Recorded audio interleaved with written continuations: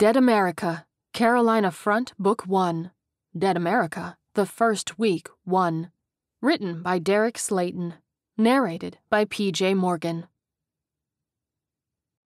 Chapter 1. Day 0 + 1, 4 a.m. EST. Yo, Kyle, you gotta get up, man. Sergeant Terrell Graham demanded as he entered Sergeant Frank Kyle's room in the Fort Bragg bunkhouse. His muscular, dark-skinned frame blotting out the hallway light like a solar eclipse. Frank slitted an eye enough to look at his watch and then groaned, flopping back into his bed. Dude, how in the hell are you still functioning? We literally just landed 4 hours ago.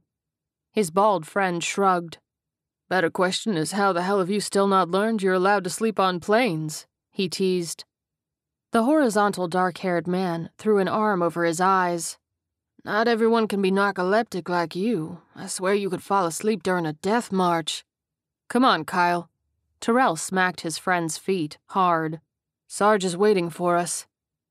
Frank groaned and dragged himself up, sitting on the edge of the bed and screwing his fists into his eyes. I swear to God, this had better be some end-of-the-world shit.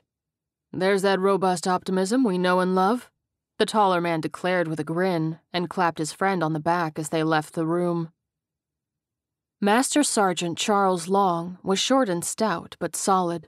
He was known around the upper circles as fierce, strutting around with his crew cut and square shoulders. As the two sergeants approached him that morning, however, he was not wearing his usual hard gaze. "Hey, Sarge," Terrell greeted, brow furrowing at the docile expression on his superior's face. "You all right, man? You look like you've seen a ghost." "Graham, Kyle, I know it's early as hell, but you got a call," Long replied. The bald man rolled his eyes. "The perils of being popular."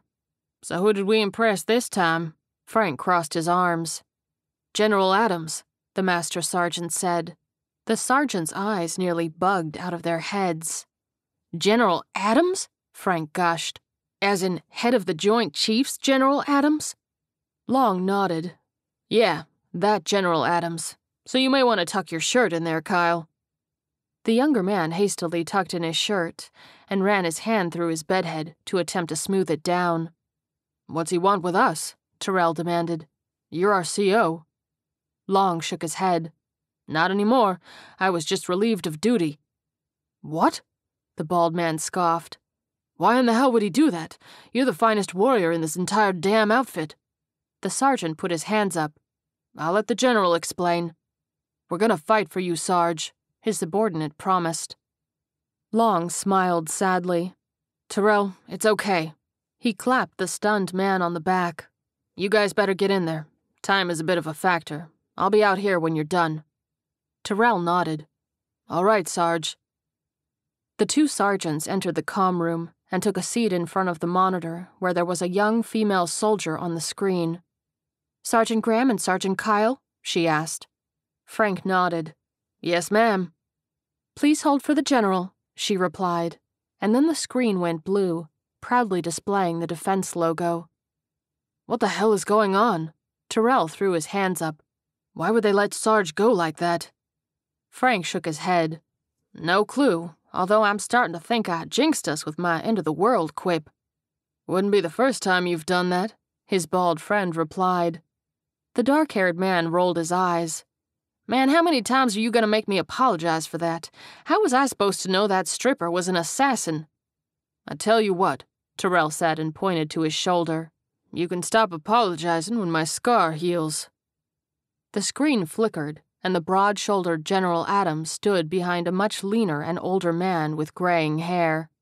"Sergeants, thank you for the rapid response," the general greeted, and the two younger soldiers stood and saluted him. "Please be seated." "What can we do for you, General?" Frank asked. "Gentlemen, let me introduce John Teeter." Adams put a hand on the seated man's shoulder. "He's a former analyst for us, and he's been brought back into the fold to help us deal with the current crisis. He's going to be relaying a lot of the information, since it's his plan you're going to be implementing." The older man in front gave a little wave. "Sergeants, it's a pleasure to meet you both." "Likewise, sir," Terrell replied. "So I'll get right into it," John began. A few hours ago, we confirmed that there was a successful bioterrorism attack that took place in Austin, Texas this past Saturday. The virus that was released is airborne and is spreading rapidly throughout the country, infecting anyone with A-type blood. Shortly after exposure, the victim presents with flu-like symptoms, and within 72 hours will succumb to it. Frank leaned forward. So we're looking at a mass casualty event? That's an understatement, Sergeant, John replied. Once the victim passes on, they reanimate within a matter of minutes and attack anyone within reach. There was a moment of stunned silence. Sir, Terrell said slowly, and seemed to chew over his words before speaking. I don't know if we have a bad connection or not, but I swear you just told us that there is a zombie virus spreading throughout the nation. Teeter nodded. Well, we don't have an official designation yet. Zombie outbreak is an apt description of our current situation. Please tell me they are at least the Romero Shamblers, Frank piped up. Adams leaned over to the keyboard. If this viral video is any indication, they are anything but. He hit a few keys and a video feed popped up in the corner of the screen. It showed a cafeteria with a couple dozen students eating lunch, minding their own business.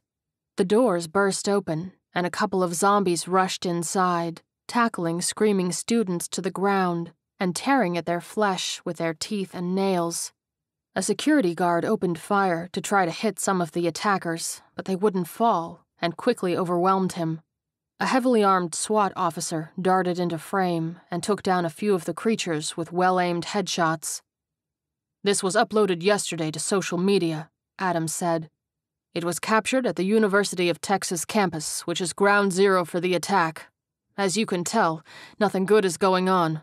These things are fast, vicious, and durable.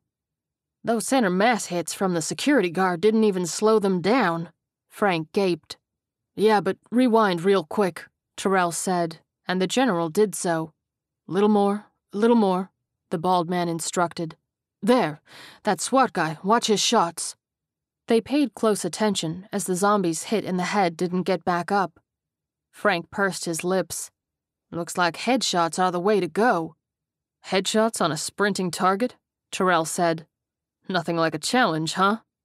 Sir, if you don't mind me asking, the dark-haired sergeant said, how is this not national news yet? We landed just after midnight and there was nothing. In what may be the only break we've gotten today, the video went viral, but was misidentified as leaks from a new Hollywood blockbuster, Adams explained. Of course, that story isn't going to last too much longer. Terrell nodded. So how much time we got before this goes national? We are anticipating isolated cases in major cities throughout the night, John piped up. Our assumption is that infected people boarded flights on Saturday, which did a damn good job of spreading it around. Here on the East Coast, most of the flights would have landed later in the evening, which limited their ability to infect many people. Of course, with church and football on Sunday, those numbers grew exponentially. It's 4:30 now, so realistically we have what? Frank asked. 4, maybe 5 hours before the major cities become a war zone? That's our most optimistic assessment as well, Adams agreed. Although to be perfectly honest, we have no idea what the situation on the ground will be when you land. John swallowed hard. I'm not familiar with what the Charlotte nightlife is like, but all it would take is a single person from that flight to go have a beer downtown to trigger a horde that is now roaming the streets. So you're sending us to Charlotte? Frank raised an eyebrow. Ain't that a bit risky given the population there? You're absolutely correct, Sergeant Kyle, Adams said. But fate kind of forced our hand here. We're game, General, Terrell declared. What's the plan? I'm assuming you boys have been in enough conflicts to know that the success of your mission hinges not only on your ability, but also on the quality of the brainpower behind you, John said. I mean, not just having intelligent people crafting your intel, but the people who designed your guns, body armor, and so forth. You get a weak link in that chain, and it's bad news. Frank nodded. Truer words have never been spoken. This is a different type of war that nobody has ever planned for, Teeter continued. Our primary goal over the next 48 hours is to secure the brainpower that will be required to emerge victorious in this conflict, which is why you are headed to Charlotte. The National Engineering Conference is in Charlotte this year, which plays host to some of the brightest minds in a number of engineering disciplines. Literally everything from computers to electrical to biomedical. If there's an engineering field, one of the top minds is going to be there. Losing them would be a major setback to our war effort, Adams added. Frank nodded. How many people are we extracting? Not only that, but where exactly are we extracting them to? Terrell cut in. If we're coming up against a full-blown zombie outbreak, do we even have a fortified base strong enough to hold up? Well, gentlemen, hope you like pro football, because their stadium is going to be your new home, John replied, and the sergeant shared a very concerned look. You know this is a video conference, right? I can see your disapproving stares. Sorry, sir, the two soldiers replied in unison. Don't be, Teeter said, waving them off. If I were in your shoes, I would have done the same damn thing. But allow me to alleviate your concerns. See, after 9/11, pretty much every building that had a capacity of more than 12 people got significant upgrades to their security. The barricades are state-of-the-art and have the same standards as our embassies do.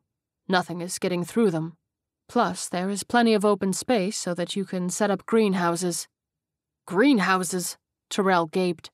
How long are we going to be there? Gentlemen, I'm sorry, but I don't have an answer for you. John shook his head. Could be 3 weeks, 3 months, or even 3 years. Right now, our only goal is to preserve the manpower and brainpower we're going to need to win this war. And in doing so, we are preparing for the worst-case scenario.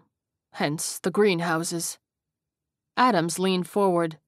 Sergeant, within the next hour, the order is going to be given for all non-infected troops nationwide to be evacuated. Your base is currently being notified of their new mission orders. Those close to ports are going to be moved out to sea, and those inland are being moved to sparsely populated Heartland. This is a painful, albeit necessary move. If we mobilize our troops now, they will be overwhelmed, and any chance of surviving this goes out the window. Frank took a deep breath. General, you don't need to explain it to us. We understand. While you are securing the high-value targets, John said, a single battalion at Fort Bragg will be procuring the raw materials you will need from the city and airlifting them to the stadium. There will also be a battle company in Charlotte that will be recruiting the necessary civilians to transform your new home into a functioning habitat. Farmers, mechanics, plumbers, etc. Terrell put up a hand. Sir, I have a suggestion, if I may. Please proceed, Sergeant Graham. Adams nodded. Unless I'm mistaken, the bald man continued, new recruits came onto base early Sunday morning. When I came here for basic, I had to go through Charlotte. If that's still the case, then we could be looking at our own major outbreak in the next few hours. Adams motioned, and a soldier popped in from out of frame. He hissed instructions, and the soldier darted off. The general turned back to the screen. Just to be on the safe side, Sergeant, I'm alerting the base commander to lock down the infirmary immediately. I appreciate that, sir, Terrell replied, but that wasn't my intention for bringing it up. With your permission, I'd like for my team to stay behind for a couple of days to help secure materials for the Charlotte fortress.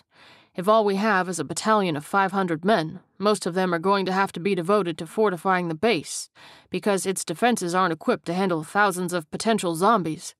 Not to mention the influx of locals looking for shelter, Frank added.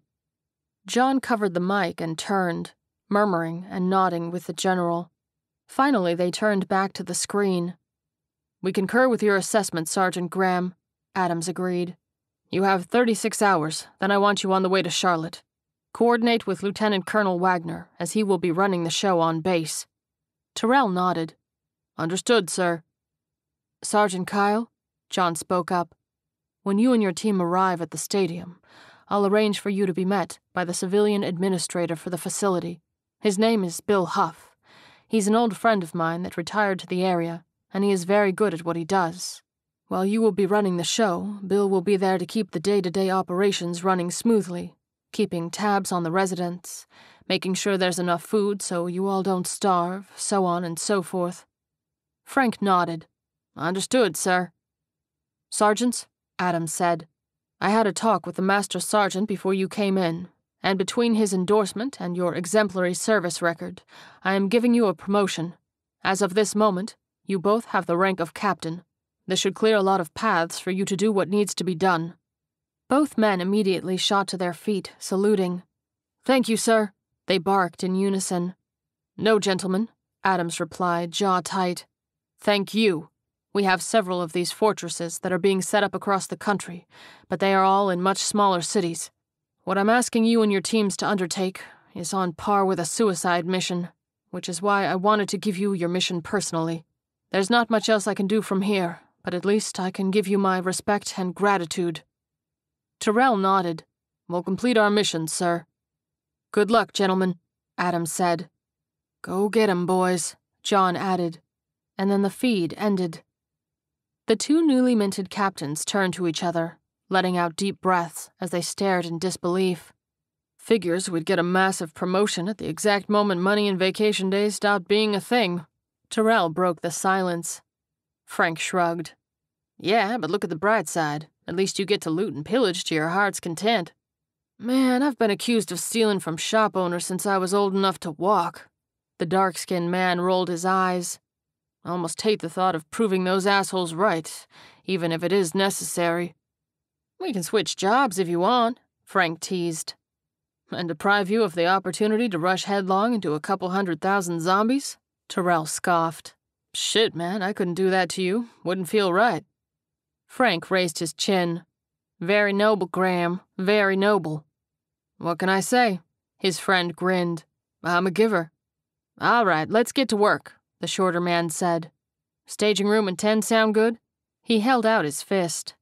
Tyrell bumped it with his own. "I'll let the boys know." Chapter 2. "Boys, we've been to hell and back more times than I can count," Sergeant Long began, hands clasped behind his back. Two strike teams stood at attention before him, his new captains at ease at his back. "For the most part, we've come through the other side intact. That—" he swallowed hard and took a deep breath. "That just isn't going to be the case this time around. You'll get a full pre-mission briefing, but there was a successful bioterror attack over the weekend. Anybody with A-type blood will be gone within 72 hours. Myself included."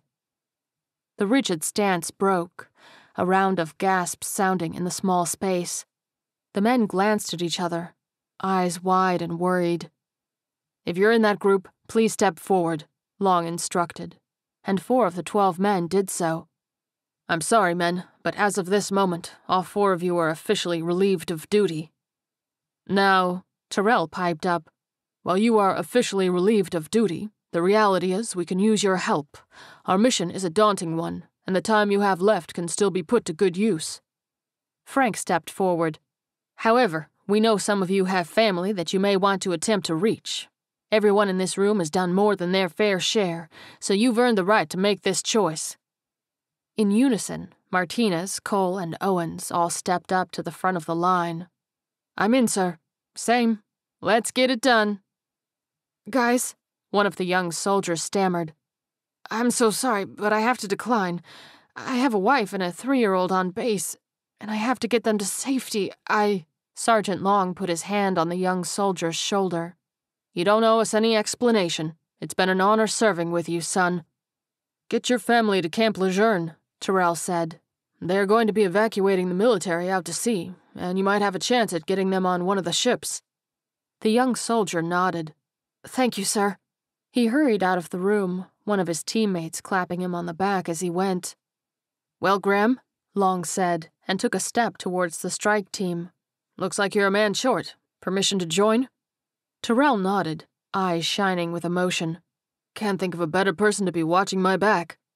"My squad, gear up and be at the chopper in 5, Frank barked. Tyrell turned to his team. "Boys, secure us a couple of Humvees and meet outside in 15. Have to go have a word with the lieutenant colonel before we depart. The Sarge here will brief you in detail on the situation." There was a round of salutes as the two new captains stepped away from the group. "So you got a pen and paper for my shopping list, dear?" Frank asked. Tyrell pointed a finger right at his friend's nose. "Just for that, you're getting a Hello Kitty bedroom set." "I was always kind of partial to My Little Pony, but beggars can't be choosers." The shorter man shrugged. His bald friend laughed. "I always knew you were a closet brony." "Hey, what I do on my downtime is none of your concern," Frank replied, and they shook hands, pulling in for a half hug. "You be safe out there, man," Tyrell murmured. "It's gonna be a grade-A shit show in a few hours." "I'll see you in 36 hours, Frank said firmly. His friend nodded. "Damn straight you will. Can't let you be running your own little kingdom all by your lonesome." They bumped fists one last time and then parted. Frank headed straight for the helipad and hopped inside, his team already strapped in and ready to go. He slipped on his headset and buckled up. "We good to go, Captain?" the pilot asked, voice loud and clear through the earpiece. Frank nodded and shot him a thumbs up. "Affirmative. What's our ETA?" "Should have you on the ground in an hour 15, sir," the pilot replied. "Outstanding," the captain said. "I'm going to be briefing my men on the situation. I don't know if you have official clearance to listen in or not, but fuck it. If you're going to be going into this shit with us, you have a right to know." The pilot nodded as he lifted off into the early morning light. "Thank you, sir," he said. "Hang tight." Chapter 3. Tyrell walked into a large office full of bustling soldiers. Some were frantically typing on computers, others running around with armloads of books and paperwork. Lieutenant Colonel Wagner stood in the center of all the madness, phone at his ear. "Colonel Wagner?" Tyrell greeted, and the older man held up a finger. "That's right, use anything and everything you can find for transport," he said into the receiver. "I don't care if you have to go rent fucking U-Hauls, just get it done." He hung up the phone, and then turned to the captain. "My apologies, what can I do for you?" "I'm Captain Graham," Tyrell said. "General Adams instructed me to coordinate with you." "Ah, yeah, my Delta Force team," Wagner replied. "At least the higher-ups haven't completely abandoned me." The bald soldier raised an eyebrow. "Sir?" "Sorry, just venting." The older man waved a hand. "They're only leaving me with 500 men to fortify this base, and also get supplies for whatever the fuck they're doing in Charlotte. To complicate things, I also have to help coordinate the evacuation of the base. So I'll be blunt, Captain. Do you know what you're doing?" Tyrell nodded. "I'd like to think I do." "Fan-fucking-tastic," Wagner replied. "Lynch," he barked. "Get over here." Corporal Lynch, a young man who looked about 30 minutes removed from his senior prom, scurried over. "Yes, sir." "Captain Graham, meet Corporal Lynch," Wagner introduced, wiggling his finger back and forth between them. "Corporal, the captain here is going to be lending a hand to your planning." Tyrell raised an eyebrow. "I am?" "Hey, you said you know what you're doing," the lieutenant colonel insisted.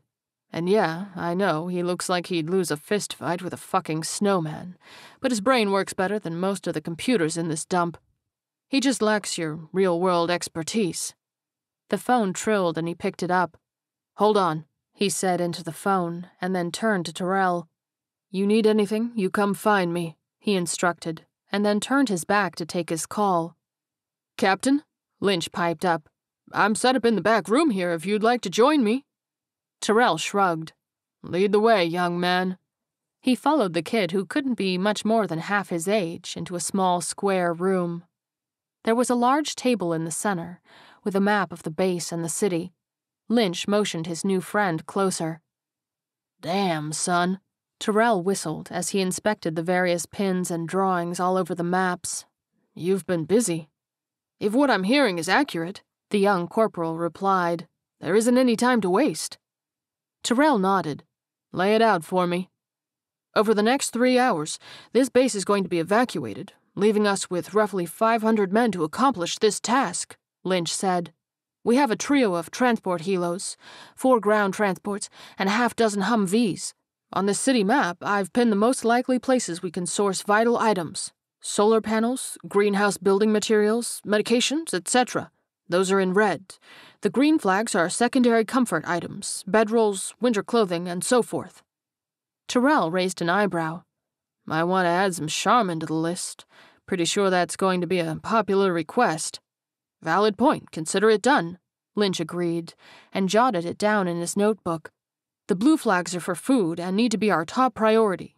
We are loading down the first transport with MREs, but it's not a long-term solution, and they're going to need supplements of real food if they are going to remain healthy. The captain nodded. And what about fortifications? That's what I'm having issues with, Lynch admitted. We have manpower, but we don't have the material to make it happen. We're never going to be able to reinforce everything in time, so this is what we need to do, Tyrell said. Create an interior perimeter that gives us access to the necessities and the helo landing pad. I like the idea, but how? The young corporal asked. The taller man pointed to the map. There are a couple of car dealerships up the road. Send 2 companies up to, borrow some vehicles. Have 2 other companies begin planting rebar at an angle to reinforce the cars. That should be a good emergency barricade that allows us to shoot over should the main get breached. Consider it done, sir, Lynch replied with a firm nod. Now, what do you need from me?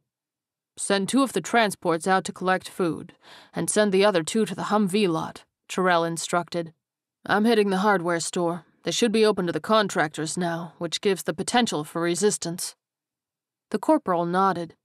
I'll have them there by the time you get there. You keep this shit up, Corporal, and assuming we survive this, I'm probably going to end up saluting you, Tyrell smiled. Lynch nodded solemnly. Here's hoping, sir. Good luck. Chapter 4. Captain Kyle, welcome to Charlotte. A short and moderately overweight man with balding white hair greeted. Frank held out his hand to shake. You must be Bill Huff, he said. In the flesh, Bill replied. Let's walk and talk. He led the group away from the chopper and deeper into the stadium, which was a hive of activity. There were soldiers everywhere, scrambling around to prepare for the supplies coming in. So how are we looking, Bill? Frank asked as he surveyed the soldiers building barricades around the outer rim of the stadium. We have 3 companies with about 350 men, the old man replied. A good number of them are securing the entrances to make them impenetrable, while most of them are scouring the city in search of the rank-and-file civilians to keep this place running. Looking good, Frank said. I'm gonna need a transport vehicle, armored assault Humvee, and a local navigator. Could probably use a few grunts as well. I figured as much, Bill replied. I have them standing by for you. What else do you need? The dark-haired captain cocked his head. Who is the highest-ranking officer here? Other than you, sir, that would be Sergeant Lambert, the old man replied. Frank nodded. Have him meet us at the transports, if you would. Bill pulled a radio from his belt and clicked the button. Sergeant Lambert to the transport garage immediately, he said, and there was a crackling affirmative in response. He's on the way. Something else you should know. While you were in transit, John sent in a secondary VIP target. His name is Dr. Mullins, and he specializes in airborne pathogens. He's currently at one of the hospitals downtown. He'll be our first stop, then, Frank said. Bill furrowed his brow. He's a secondary target, Captain. If he's valuable, then we need to get him first, Frank insisted. This virus makes people sick before they turn, which means they're going to be going to the hospital. If we don't get the doc out now, then we aren't going to get him. Plus, we can pick up some medical supplies and nurses while we're there. I'm guessing we don't have an abundance of either of those. That we do not, sir, Bill agreed. The navigator knows where to go. He led the team into a garage area, housing an armored Humvee outfitted with a 50 cal machine gun. A large transport stood behind it, ready and waiting to be filled with supplies. There was a thin, dark-haired man standing next to it, and he straightened upon the group's approach. Captain, this is Jason. He'll be your navigator, Bill said. Frank nodded. You know your way around? Spent the last 5 years as a taxi driver, taking drunks, businessmen, and drunk businessmen to every place in the city, Jason replied. Good enough for me, the captain agreed. Just keep the small talk to a minimum. The cab driver nodded. Not a problem, sir. A tall and lanky man with sandy hair strode over. Sergeant Lambert reporting. Sergeant, how are we looking on the fortifications? Frank asked. About 85% complete, sir, Lambert replied with a salute. We will be 100% within the hour.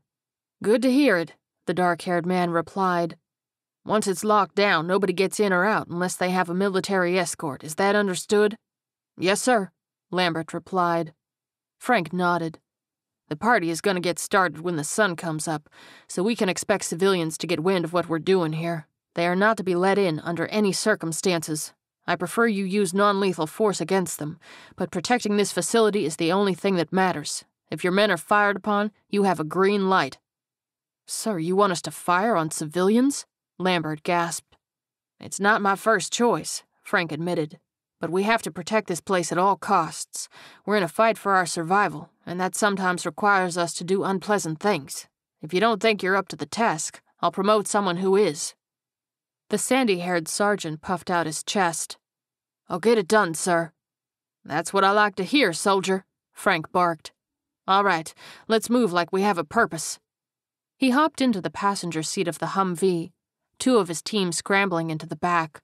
The other 4 manned the transport as he leaned out the window. Bill, we're going to grab the dock and then come back here to reload before going after the engineers, he said. When that first transport comes in, I'm going to need you to get a care package set up for us. Ammo, explosives, and anything else you can think of that might help us get out of a sticky situation. It will be ready and waiting, Bill assured him.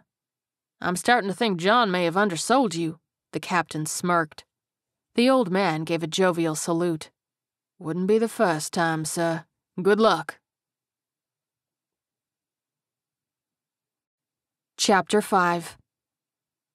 The sky was still dark as Terrell pulled up to a large hardware store. The parking lot had a smattering of pickup trucks strewn about, contractors loading up for their workdays. Most of them froze and stared as the few dozen military men in full gear bustled into the store. Terrell approached the service counter. Off to the side was a short, slight woman with long brown hair in the hardware store uniform. She had her hand on a customer's arm as he coughed violently. The customer's companion pointed at the entourage, and the servicewoman turned, bringing a delicate hand to her mouth. "Oh my," she breathed, eyes wide. Can I help you?" Terrell smiled his most charming smile, glanced at her name tag, and leaned on the counter. "Why, yes, you can, Estelle," he said gently. "See, my friends and I are in need of some supplies, and we would be eternally grateful if you could point us in the right direction." "I think I can do that," she replied, relaxing visibly at his conversational tone. "What are you looking for today?" "Well, for starters, we need some solar panel kits," he said. She nodded. "That would be aisle 13, she said, and he waved his hand at a group of men. They took carts and headed off to aisle 13. "I also need to build some greenhouses," Terrell continued, pulling the woman's attention back to his chocolate eyes. "You have anything to help with that?" "Garden center is on the other side of the store," she replied. "There's potting soil and seeds, too, should you need that." He gave another wave, and the rest of the troops took off. "You've been most helpful, Estelle," he said with another award-winning smile. "Lovely name, by the way." She blushed. "Oh, thank you, The customer that had been coughing gave a loud hack, and Estelle turned back to them, brow furrowed. "Are you all right, sir?" she asked. The non-coughing customer nodded. "He'll live. Too much partying this weekend, and his old ass can't keep up." "Okay, well, if he needs anything." "What in the hell is going on here?" A booming voice was followed by a heavy-set man with a comb-over, wandering out from the back office. "Estelle, why are you ignoring our customers for these military boys?" She flushed. "It seemed important, sir." "We're in no hurry," the non-coughing customer said as his friend doubled over. Terrell straightened. Sir, I'm Captain Graham, and I don't give a good goddamn who you are, the heavyset man barked. Why are you in my store? The captain took a deep breath. As I was saying, he continued, we have an emergency situation that requires us to appropriate some goods from your store. Now wait a goddamn minute, the man snapped, and narrowed his eyes. Estelle, call the police right now. She blanched. But, Mr. Francis... I said now, you worthless little bitch, her boss snarled. Tyrell glared at him. You should really watch your tone. And you, Mr. Francis growled, taking a step towards the captain. Do you really think I'm gonna let some nick... Tyrell lashed out, cutting him off with a hand to the bastard's windpipe. Mr. Francis gasped for air, dropping to one knee, and the captain leaned down, lips ghosting his ear. I know you are in a bit of pain right now. His voice was quiet, but the undertones of menace were not lost on the fat hardware store manager. But believe me, I just did you a favor. I've had to deal with racist pricks like you my entire life, and I always bit my tongue. Because I knew if I ever spoke up, or God forbid raised a hand and smacked down one of you doughy assholes, I never would have made it out of my shithole of a hometown. But now, things have changed. In a matter of hours, the world as you know it is going to come crashing down around you, which means I don't have to put up with your racist bullshit anymore. So if I hadn't rudely interrupted your little speech there, and you said what we all know you were about to say, you would no longer be conscious. He stood up. You're welcome. The coughing man fell to the floor, and his friend attempted to catch him, failing miserably. There was a crack as the fallen man's head smacked off of the concrete. Estelle gasped. Oh my God! Tyrell walked around the counter to survey the damage. Estelle, babe, I want you to get on the other side of the counter by your boss there, he instructed and drew his sidearm. Sir, you need to back away from your friend right now. Please get help, the downed man's friend begged. I will, but first you need to... The body of the downed customer reanimated and immediately latched up onto his friend's throat. The surprised man jerked backwards, and a massive chunk of his flesh tore free, spraying blood all over the floor. He collapsed backwards, body twitching as he bled out. The zombie customer struggled to get to its feet, but Tyrell put a bullet in its head, striding over to make sure it had the intended result. Cap, you okay? Corporal Coleman rushed from behind one of the shelves, rifle drawn. The captain nodded. I'm good. Just had first contact. Christ, it's starting already, Coleman breathed, face pale as he surveyed the scene. Alert the others, Tyrell instructed. Our timetable just moved up. The corporal nodded and ran off while his superior leaned over the zombie victim, whose breath slowed to a stop. What are you doing? Estelle asked, voice shaking. What is going on? Estelle, hun? Tyrell looked at her, gaze softening. I need you to calm down. I want you to go and get your things, get in your car, and get as far away from the city as you can, okay? She gaped. Yes. She ran off as her boss pulled himself up, still wheezing. As far as your racist ass goes, I suggest you go home, pack up your cousin wife, and get out of town too, Tyrell said, and put his foot against the corpse's chest, leaning his full weight on it. He wasn't sure if it would reanimate just from being bitten, but he didn't want to take any chances. It did, but wasn't able to move underneath the captain's hulking foot. Because if these things don't get you, he said to the gasping Mr. Francis, I will. To accentuate his point, he put a bullet in the newly minted zombie's forehead. Chapter 6. Frank and his team pulled up to the hospital, blue and red lights illuminating the pavement as he stepped out of the Humvee. This can't be good, Corporal Freeman said as he stepped up beside the captain, surveying the police cruisers strewn about. Frank nodded. At least there aren't any gunshots. Yet, Freeman added. All right, Cole, Owens, Gardner, set up a fire line, the captain instructed loudly. Webb, Reyes, you be ready to secure whatever we send out the door. Freeman, you're on me. There was a chorus of, yes, sir. Webb, get my driver here a radio so he can be in the loop, Frank continued. If you all get tied up, I don't want my transport to be late." Webb saluted. "Yes, sir." Frank and Freeman entered the hospital lobby, finding it packed. Sick people and their loved ones shoulder to shoulder. Nurses and doctors scrambled everywhere, trying to triage everyone and survey the damage. 2 police officers stood at the main nurses' station. "Officers, what's going on?" Frank asked.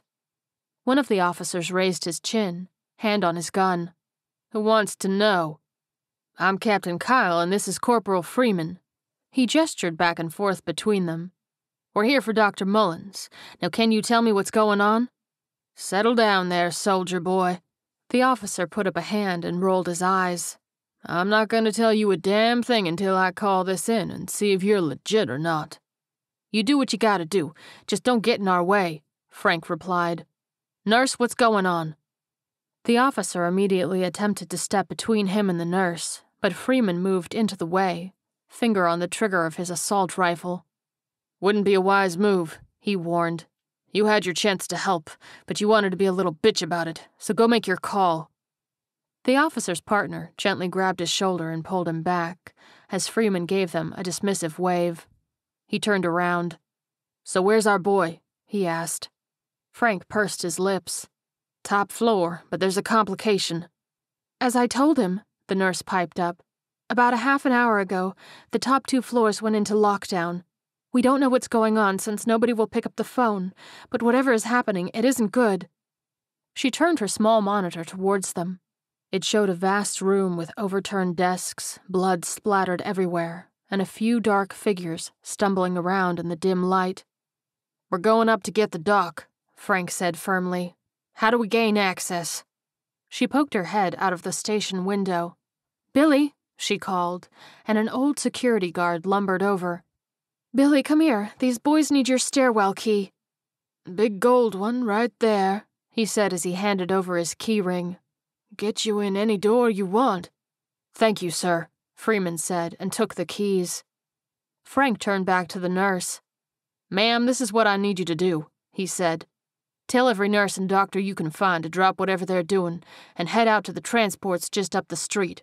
I'm also going to need you to grab every antibiotic, drug, syringe, or whatever you can carry and take it with you. And most importantly, we're going to need every single blood testing kit you can secure, because we have to be sure to exclude anyone with A-type blood." No," the nurse replied, putting up a hand. "Do you not see this waiting room? If you think this is bad, the upper floors have several times this many people, all sick and all in need of our care. I'm not going to abandon them, and the others sure as hell aren't either." Frank leaned over the counter, eyes hard. "Stay calm and listen," he hissed. "There was a bioterrorism attack, and every sick person here is infected. In a matter of hours, this entire city is going to look like what you showed me on the monitor there. You need to do as I say, and do it now. Not just for your sake, but for the sake of the country." The nurse took a step back, face pale. She nodded jerkily. "Looks like you're the real deal," the officer drawled from behind them. Freeman rolled his eyes. "We know." "Officers," Frank said, "help this nurse with whatever she needs." "Hey now," the officer scowled. "You may be the real deal, but we don't answer to you." "Well, you can either help them," Frank said as he cocked his gun, "or help us clear the top floor." The officer froze and turned to the counter. "Ma'am, what can we help with?" The captain nodded. "That's what I thought." Freeman led the way up the stairwell, and the duo reached the door to the top floor. Frank gave a silent countdown, weapon at the ready, as his partner unlocked the door. As soon as he opened it, a zombie turned and screeched at him. In reflex, Frank shot it right in the face, the noise causing 3 more to immediately rush the door. "Contact! Contact! Contact!" the captain screamed, firing shots in rapid succession. Freeman slammed the door, and they put their full weight against it, 2 remaining zombies wedging themselves in it. Frank struggled to reload his gun while dodging their flailing hands and helping to hold the door. "Any time now, Cap," Freeman cried. Frank grunted. "Working on it." He finally secured the clip and curled around the door, firing twice to down their opponents. He kicked the corpses out of the way and Freeman kicked the door shut. The two of them breathed a sigh of relief. "Well," Frank huffed, "that didn't work. Were you able to see any others?" his partner asked. "Maybe, I don't know," he replied. "I'm sure if there are, we'll be hearing from them soon." As if on cue, there was more banging on the door. "Fuck," Freeman said. Frank took a deep breath. "Ideas?" The corporal looked at the roof access sign pointing to a ladder in the corner. "Well," he drawled, "you want to John McClane it?" The captain scoffed. "No, I yippee-ki-yay motherfucking don't want to John McClane it. In what universe is that a good idea?" "I mean, you used to always teach us to think outside the box," Freeman replied with a smirk. Frank sighed. "And me dangling off the side of a building by a fire hose would certainly qualify," he admitted. "But let's try to keep it in the realm of possibility here." "Well, what do you propose?" The corporal shrugged. The captain inclined his head. "We're gonna open the door again." "Speaking of good ideas," Freeman rolled his eyes. "Obviously not the full reveal we just did," Frank explained. "But we'll brace it, open it up just a bit, and pick them off until we can clear the way." The corporal shrugged. "Not the worst idea I've heard today." "Good to know you pay attention to the things that come out of your mouth," Frank retorted. His partner grinned and then got into position. He braced himself against the door as his superior readied his gun. "On your mark," the captain prompted. Freeman took a deep breath and unlatched the door. It immediately flew open, slamming into his leg and shoulder, but he stood fast. Frank took careful aim, and with each shot, the pressure against his partner lessened. Finally, the door fell slack, and the corporal raised an eyebrow. "Are we good?" he asked. Frank stepped forward. "Let's find out." He curled his lip under his teeth and let out a deafening whistle that echoed off of the empty hallways. "All right, let's move. Just keep your guard up." They moved into the fluorescent-lit hallway, slow at first, but speeding up to a trot. The patient rooms on either side of them were locked tight, a nurse's station ahead in ruins. A waiting room with a glass wall and doors lay to the left of it, a mop shoved through the door handle. "Fucking hell, man!" Freeman startled as the sight of several zombies smacked against the glass. A small crack in the glass spidered out, and he swallowed hard.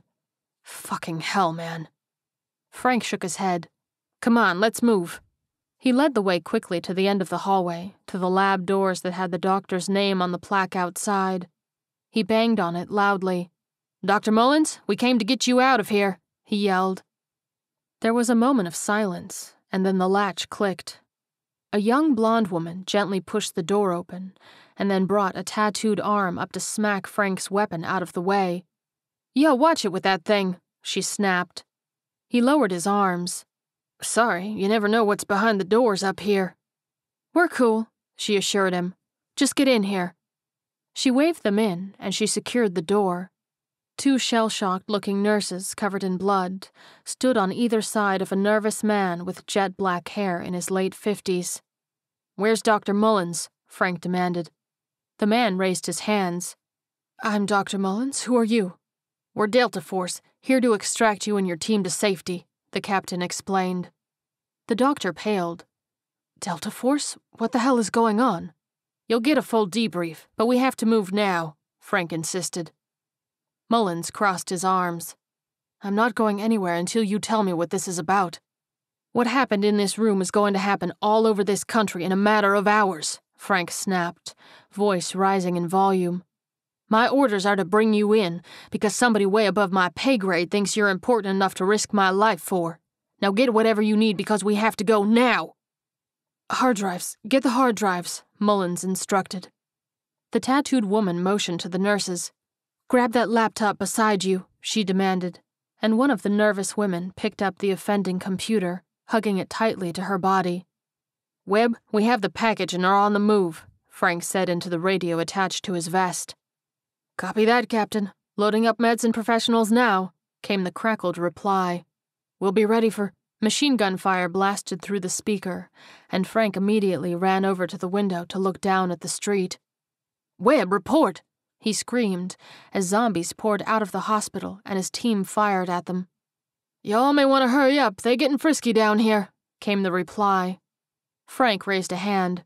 "Freeman, let's move." The sound of glass shattering down the hall made the corporal's blood run cold as he opened the lab doors. "We've got company." "Give me a hand with this," the tattooed woman cried, and pushed a large metal gurney through the doorway. Freeman pulled on it and braced his foot against it, hard enough to block the zombies slamming into the other side. He took selective shots, taking strategic ones down to try to block the rest. "There's another stairwell this way," the tattooed woman said, and pointed out the other end of the hallway to Frank. The corporal tossed her the keys as the captain led the group of panicked medical professionals to the back stairwell. Freeman slowly retreated while keeping an eye on the gurney. He backed up as the group turned a corner and the woman fumbled with the keys. "Incoming," he warned as the gurney toppled over, and he fired to try to slow them down. She finally hurled the stairwell door open, screaming, "Got it!" Frank barreled in first to make sure it was clear, and then dove out of the way to give everyone room to get in. Freeman finished his magazine before slipping inside, slamming it shut behind him. The thumps against the door told them he was just in time. "All right, everybody, stay behind me and close," Frank instructed. There was a screech from below that echoed up to them, and he pursed his lips. "Okay, maybe stay a few feet back." He led the way down, the screeches growing louder. He turned the corner on a landing to see a lone zombie running up the stairs. Rather than fire, he waited until it was almost at him before lashing up with his foot and booting it directly in the face. The zombie flew back, landing on its head on the stairs, a sharp crack, the telltale sign of a broken neck. He paused to make sure that it was down for good, and there were no friends lurking about. "Bottom floor, let's go," Frank hissed, and then led the rest of the way down to the first floor. Freeman moved up to the door beside him, and they mirrored what they did at the top, the corporal bracing and the captain ready to shoot. The door cracked open to chaos. Zombies feasted on struggling victims. People screamed and ran around wildly, screeching creatures in hot pursuit, the occasional bullet tearing bodies and drywall. Freeman shut the door and took a deep breath. "Webb, do you copy?" Frank asked into his radio. Crackle. "I'm here, Captain." "We're gonna be coming out the front and coming out hot," the captain said. "So be ready to move, and for the love of Christ, don't fucking shoot me." The tattooed woman shook her head. "We're not making it through that to the front door." "I know you're scared, but we'll be fine," Frank replied gently. "No, we'll be dead." She glared at him. "There's another way." He furrowed his brow. "I'm all ears." "Crack the door again," she instructed, and they did so. 10 yards up on the right, she whispered to him. "You see that hallway?" He nodded. "Yeah?" "About 15 yards down it, on the right, there's another short hallway that has an emergency exit," she explained. "It's some little park area where we sneak off for a smoke." Frank smiled. "All right, smoker's paradise it is," he said, and then grabbed his radio as Freeman shut the door again. "Webb, change of plans. You get the team out of here via the transports." There was a click. "Copy that." "Jason, we are going to need immediate pickup from the park on the east side of the building," Frank continued. Another click. "On the way," Jason declared through the speaker. The two soldiers readied their assault rifles, and Frank handed his sidearm to the tattooed woman. "You know how to use one of these?" he asked, and she checked the mag, checked the chamber, and cocked it with a wink. "All the answer I needed."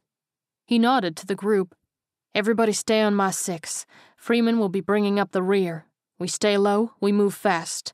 Nobody fires unless they absolutely have to. Last thing we need is to let those things know we're here." He took a deep breath as everyone nodded, and then he motioned to Freeman.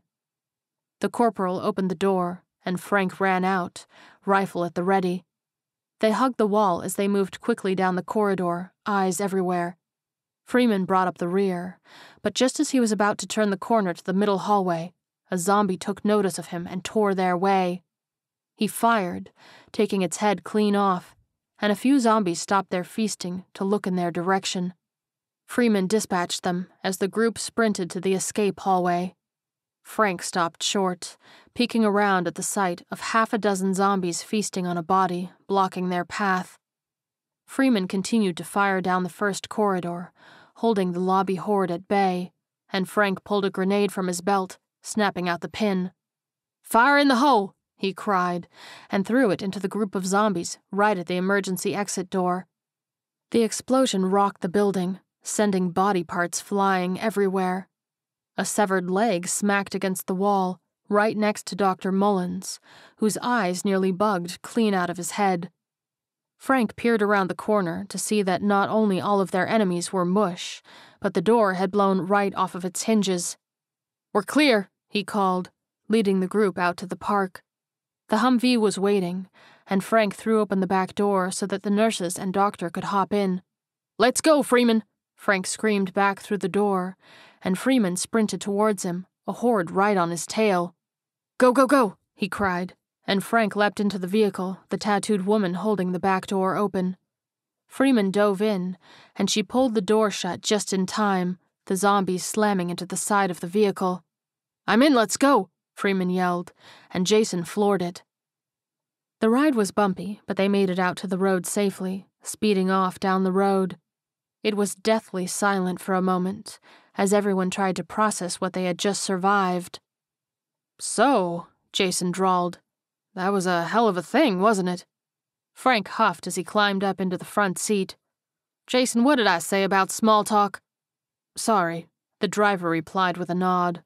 "We'll be at the stadium in 10.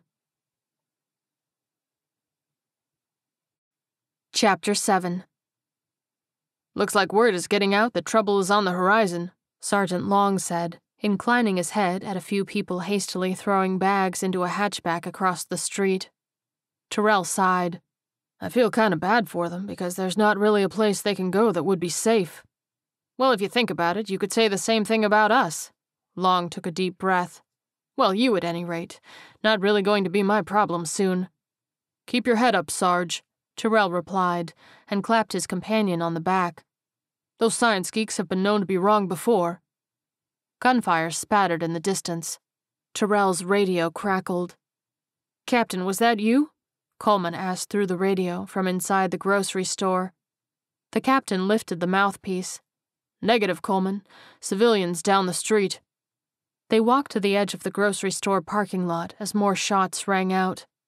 "Y'all may want to wrap this load up, because we might have incoming." "We'll be ready to move in 5, Cap," Coleman replied, and there was a click. Long raised an eyebrow. 5 minutes is a long time, Graham." "Be ready to move," Terrell replied in agreement. "We may have to cause a diversion to buy time." A young couple tore around a corner a few blocks down, followed by a man with an AK-47 shooting wildly behind them. He emptied the clip and then swung at a pursuing zombie, but the horde that appeared around the corner overwhelmed him, swallowing up his screaming form. The two soldiers stood next to each other, popping off assault rifle shots to attempt to take down the zombies chasing the still-running couple. "We can't take them all out," Long cried. Terrell grabbed his radio. "Coleman, keep the men hidden. We're going to divert them away from you." There was a crackly affirmative, just as a second zombie horde burst out of a side alleyway and leapt onto the escaping couple. "Light 'em up," Terrell cried as the screaming people fell to the pavement, and the soldiers switched to full automatic, unloading full clips into the horde. It didn't drop all of the zombies, but enough to slow them down as the duo fled. They rushed down a side street, stopping every so often to fire another full mag into their pursuers. Once a few blocks from the grocery store, Terrell lowered his shoulder to break through the front doors of a sporting goods store, smashing the lock in the process. Long quickly secured the door with a set of zip ties from his pocket, and then moved through the store to find something sturdier. Terrell swept the dark store, handgun drawn. As he rounded the second aisle, there was a shuffling in the dark and a screech. He opened fire, having to shoot a few extra times due to lack of light. He managed to shoot his attacker in the throat, but it wasn't enough, and the zombie barreled into him, sending them both to the floor. He managed to grab the zombie around the neck and force it up, giving himself some wiggle room. He rolled, throwing his opponent to the side, and scrambled up, kicking the zombie as hard as he could in the face. At the telltale crack of its neck, it collapsed, and he stomped hard on the back of its head just to be sure. "You all right, Graham?" Long called. Terrell nodded. "Yeah, I'm good. Bruised my pride more than anything," he replied as he finished his sweep. "If my trainer saw me get taken down like that, he would have given me a Pi May level beating." "I won't tell if you won't," came the reply as the sergeant finished securing the handles with a bike chain. Terrell laughed. "How's the door? I didn't break it too bad, did I?" He approached his partner. "I'm pretty sure those chains will hold for a while," Long said. "Gonna be noisy as hell, though." "Hopefully if we stay out of sight, they'll eventually move on," Terrell replied. His radio clicked. "Captain? Sarge?" Coleman asked through the speaker.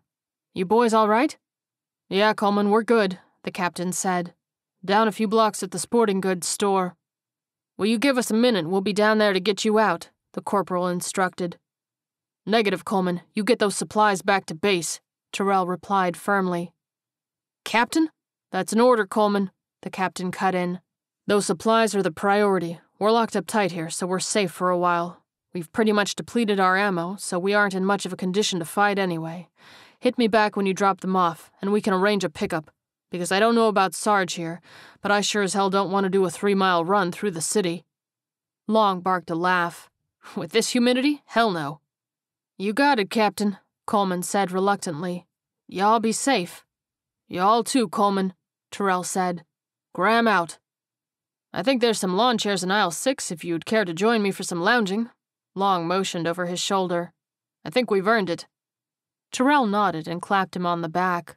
"I concur, sir. Lead the way." Chapter 8. Frank leaned forward to survey the 100 or so cars parked at the front entrance to the stadium. There were people crowding around everywhere, pleading to be let inside. "Mother of God," Freeman breathed. "Didn't take long for us to get found out." The tattooed woman, whose name had turned out to be Marie, peeked around the back of Frank's seat. "Why aren't they letting them in?" "Because we don't have the resources to keep them alive," the captain replied. "We let them in and we all starve. I wish we could save everyone, but we can't." She flopped back in her seat, letting the cold reality sink in. "I'll take the long way around to the back loading dock," Jason said. Frank nodded. "Good call. Freeman, radio in to Bill and let him know where we'll be." "On it," the corporal replied, and did so as Jason drove the Humvee around the block. There were no civilians around the loading dock, and they managed to enter the gate unnoticed, soldiers quickly shutting it behind them. "Captain Kyle," Bill greeted as they exited the vehicle. "The rest of your team is on their way with the care packages." "Thanks," Frank replied. "They have the blood testing kits?" The old man nodded. "That they do." "Good," the captain said.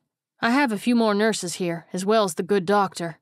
He stepped aside and motioned to the dark-haired man, pale and nervous-looking in the early morning light. "Dr. Mullins, it's a pleasure to meet you," Bill said, extending his hand to shake. "If you and your team would like to follow my assistant here, he'll get you set up." The doctor shook his hand, but didn't move. "Can you tell me what's going on?" "As soon as I get these boys back on the road, I'll be in to give you a full lay of the land," Bill promised. "Sound good?" "Sounds good," he agreed. "Marie, can you grab the laptops?" The tattooed woman nodded, turning to one of the nurses. "Can you please follow the doc here? I'm going to be heading back out with these boys." "Whoa, wait a second." Frank put his hands up. "You're not coming with us?" Freeman raised an eyebrow. "Yeah, we already have to babysit our driver. We don't need any more dead weight." "Dead weight?" Marie snarled. "Motherfucker, I was a combat medic. Did 3 tours in Iraq and another in Afghanistan. With the exception of your captain here, I've taken more fire than anybody else in this building. And yes, I'm including your limp-dick condescending ass in my assessment there." Freeman blinked at her intense glare, and then took a step back, shrugging. "Well, she certainly has the balls to run with us, Cap, but it's your call. Marie, I appreciate your service and have no doubt you can handle yourself," Frank began. "But my team is solid, and we don't need you out there. You and your men ever use a blood testing kit?" She raised her chin. "You know how to identify a false reading? What about a failed test?" She paused as they glanced at each other, speechless. "Look, I don't have all of the information you do, but I'm not a moron. I know what Dr. Mullen's research focuses on, and I know all too well what went down at the hospital. And with your emphasis on the blood testing kits, it sounds like you could use my help, since one fuck-up could seriously ruin your day. Or am I wrong?" Frank took a deep breath and then let it out slowly. "Bill, get this lady some gear." "Yes, sir," the old man replied and headed off. "Just so we're clear," the captain said. "You follow my orders, just like you're back in the desert, understood?" Marie nodded. "Understood." "Hey, Cap." Corporal Owens entered with Bill, carrying a bunch of gear. "Good to see you made it back in one piece." "Good to be back," Frank replied. "So what did you bring me?" "Fresh stock of ammo, already mag-loaded," Owens said, rummaging through the pile on the table. "Full assortment of grenades, as well as 20 C4 charges, and a few hundred blood testing kits we borrowed from the hospital." "Well, that should be enough to get us through any door we come up against," Frank said. Bill put his hands on his hips. "I thought it might." "All right, boys, load it up," the captain instructed. 2 Humvees, we're leaving the transports here until we get the engineer secured." The old man raised a hand. "Captain, if I may make a suggestion." "Have at it," Frank said. "If that crowd out front is any indication, this place is going to be a madhouse sooner rather than later," Bill began. "If we don't move the transports now, we may not be able to get them out of the garage without risking a breach. We can always ladder people in if we get surrounded by those creatures, but it's a moot point if they're stuck in storage." "I understand that, but I don't like the idea of them being exposed to city streets," Frank replied. "It could take us hours to secure everyone we need to." Bill set a tablet on the table and pulled up a map of the city. He highlighted a building in the downtown core. "This is your target," he said. "The Convention Hotel. 7 blocks away right here is the city bus lot. Their service started about 2 hours ago, so the lot is going to be mostly deserted. I can send a few of the grunts over there with them to park until you need them. It's not totally secured like the stadium, but it should hold for a few hours." "Make it happen," Frank agreed and clapped him on the back. "I'll radio when we're ready to move." The old man saluted as the captain headed over to the lead vehicle.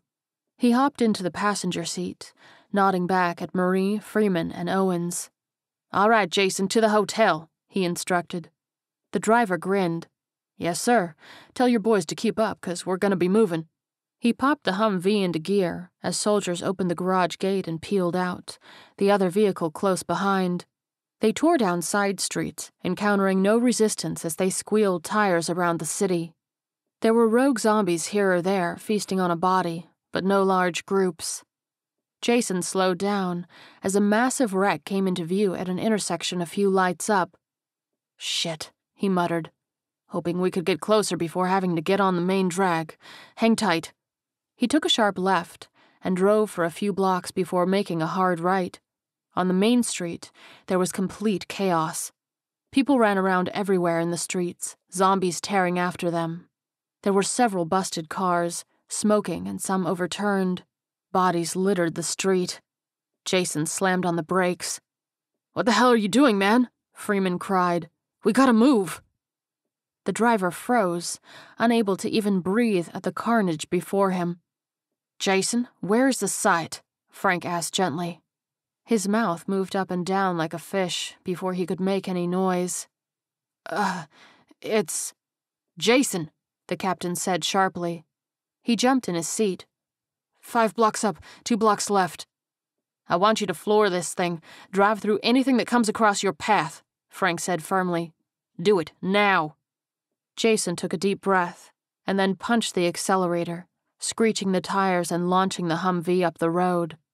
He wove in and out of the wreckage, wincing any time he clipped a body that he hoped was a zombie and not a person. "You're doing good, Jason. Just 2 more blocks," Frank said. They crossed the final intersection just before a car speeding in the other direction, and Marie shrieked as it smashed into the second Humvee. "Stop the car!" she yelled. Freeman turned around as the opponent car spun around, totaled, the Humvee's front axle completely dislodging. Back it up, he cried. Jason slammed on the brakes and popped into reverse, the soldiers preparing their assault rifles. He stopped a few feet from the accident, and Frank and Owens hopped out, immediately taking down 3 zombies that ran towards them from the sound of the crash. Owens surveyed the car, the passenger down for the count with a massive bite wound in his neck. Frank ran over and ripped open the driver's side door of the busted Humvee. "They really need to put airbags in these things," Webb groaned as he rolled out of the vehicle onto the pavement. Frank hooked a hand under the corporal's bicep. "Yeah, you're all right. On your feet, soldier, we gotta move." Gardner staggered out of the back seat. "Where are we going, Captain?" Jason cried out from the driver's seat, and Freeman and Marie swung around to see a zombie horde running up the street towards them. "We gotta get off the street, now!" Freeman yelled, and Frank motioned to a set of double doors. "Get into the mall!" he screamed, and led the way across to the Overstreet Mall. He burst through the doors, gun at the ready, sweeping the small area as everyone scrambled inside. Gardner and Reyes ran up the set of shut-down escalators to secure a sentry position just as a zombie latched onto Owen's arm. Freeman dispatched the zombie quickly, brains flying back out onto the street as they pulled the corporal inside and slammed the doors. "Son of a motherfucking bitch," Owens moaned, clutching at the chunk taken out of his arm. "Just hang tight, soldier," Marie said firmly, as Freeman and Webb secured the doors against the banging horde outside. "I'll get you fixed up." "Look at the bright side." Freeman squeezed his wounded comrade's shoulder. "At least you don't have to worry about getting infected twice." Owens grimaced and shook his head. "Man, this just ain't my fucking day." "Cole, Webb, move up," Frank instructed, and they barreled up the escalator to help the other 2 stand guard. "Owens, you good to go?" He nodded as Marie finished wrapping his arm. "Yeah." They helped him stand up and turned to the escalator as shots rang out. "Contact!" Webb screamed as they pumped lead down range. Frank led his group up quickly, 6 zombies running full tilt towards them. Some of them fell, but many of them gained ground. "Hit the cafe," Frank instructed, leading the charge with Freeman to the corner of the corridor. They did a quick sweep as Marie grabbed the hook for the rolling gate and jerked on it. "Clear," Freeman declared. Frank whipped around to face the oncoming horde. "Clear," he agreed, and the soldiers still outside firing backed towards the cafe to safety. Cole and Webb continued their suppressing fire as the others scrambled under the door. Cole shoved his comrade towards the cafe while still providing cover fire, and Webb slid underneath. He turned around just in time to see the zombie horde take Cole down, tearing him to pieces as Marie slammed the gate down and locked it. "Cole!" Webb screamed and punched the metal in frustration. "What the fuck, man?" Owens put his good hand on the corporal's shoulder. "He did the same thing I would have done," he said gently. "We were both handed death sentences this morning, and we both want to go out doing something meaningful." Webb nodded and took a step back from the gate as the zombies smacked into the gate, teeth gnashing and hands clawing. "How are we getting out of this one, Cap?" Freeman asked as he flopped into a booth. Frank set his rifle on the bar. "Not sure, Freeman," he said. "Not sure." Chapter 9. Terrell headed out of the back room, shaking his head. "Well, we ain't getting out that way," he declared as he sat down next to the campfire grill Long had set up. "Fire door's locked from the outside." "I'll make a note to call code enforcement when we get back to base," the sergeant replied with a grin. Terrell chuckled. "You going all Gordon Ramsay on me, Sarge?" he asked as his companion poured some noodles into a pot of boiling water. "This was a bucket list item of mine," Long admitted. "First thing I was going to do when I retired was take some cooking classes. I figured I had earned the right to eat well the rest of my days, after spending decades living off of MREs and whatever protein-enriched slop they'd throw together in the mess hall. Looks like I'm going to just get it in under the wire." The bald man shook his head. Don't give me that, Sarge. Maybe those science guys are wrong. It's all right, Graham, Long cut in. I'm coming to peace with it. Hell, man, in our line of work it's a miracle I lasted as long as I did. Although it does irk me a bit that after 2 decades of dodging bullets, blades, and explosions, it's gonna be a fucking cold that brings me down. Don't forget that desert death march, Terrell said with a wry grin. His companion guffawed. Still pissed at Kyle for that one. He shook his head and raised his voice an octave. Oh yeah, there's only 2 or 3 insurgents in there, he mocked. Now, the bald man wagged his finger. He's a southern boy, so math isn't his strong suit. Yeah, but the boy has at least 11 things on his body he can count, Long shot back. No excuse to be that far off. Terrell laughed. Man, you drove that car like you were Evil fucking Knievel. I didn't think an early 80s Mazda could get that high off of the ground. I'm still amazed that some small desert shithole had speed bumps. Long shook his head. You know, I'm pretty sure that's what saved us, his companion said. Those insurgents saw you fly through the air and they were like, nah, fuck that, these boys are crazy. The banging on the door grew louder, and they both sobered, turning to look at the half-dozen zombies still pounding at the door. What do you think it's going to be like, Graham? Long asked quietly. Terrell pursed his lips. What are you talking about? Being one of those things, his companion elaborated. You think I'll know what I'm doing, if I'll have any control? The bald man took a deep breath. I think you'll be off to a better place. I can't imagine that whatever god is up there would be cruel enough to make people live that nightmare. Long nodded slowly as he stirred his noodles, and they sat in contemplative silence. A soft crack permeated the air, and Long darted to the front door. They're gonna get through, he cried, just as the glass broke and a zombie pushed through, immediately latching onto his leg. Sarge! Terrell screamed, and fired wildly towards the door, managing to dispatch the one on his companion, but only landing a few other headshots. Just as his mag emptied, the rest of the door completely shattered, sending 6 more zombies staggering in. Long tripped several of them, holding 4 at bay to give his comrade as much extra time as he could. Terrell ducked back into one of the aisles and grabbed 2 10-pound dumbbells off of a nearby shelf. He turned and swung at the first approaching zombie, shattering its jaw. As the corpse crumpled to the floor, a second zombie came at him, and he slammed a dumbbell down on top of its head, crunching it flat and killing it instantly. Anger flared in him as he stalked to the front of the store, the 4 remaining zombies feasting on Long's now unmoving body. Come and get it, motherfuckers, Terrell declared, and banged the 2 dumbbells together. The pack growled and rushed him, and he near blacked out, a series of skull-crushing blows and violent screams echoing in the thick air.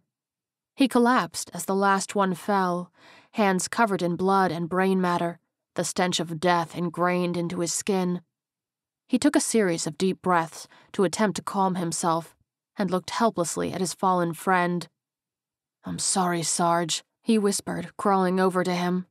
I truly hope you are in a better place.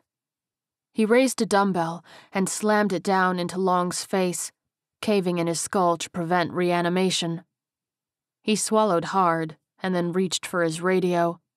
Coleman, what's your status? He asked.